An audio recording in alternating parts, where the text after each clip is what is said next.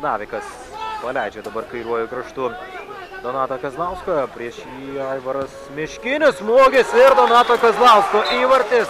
Leido dabar Miškinis mušti Kazlauskui, akcentavo prieš rungtynes Valdas Dambrauskas, kad tikrai atakuojantis futbolininkai yra labai pavojingi.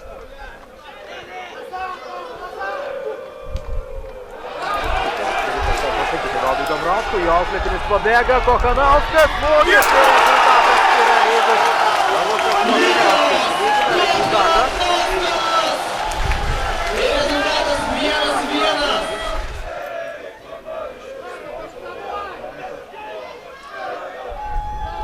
Marvilas atmeta kamuolį atgal ir Ūmė į baudos aikštelę. Čia Rytis pilotas, dar vienas šansas Elivelto ir po to smūgis ir rezultatas jau tampa ir 2-1.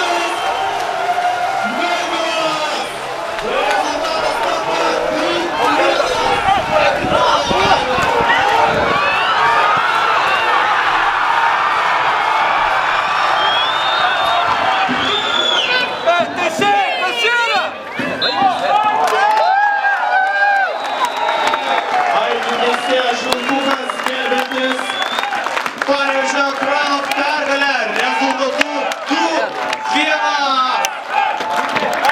Žiūrovai, ačiū, kad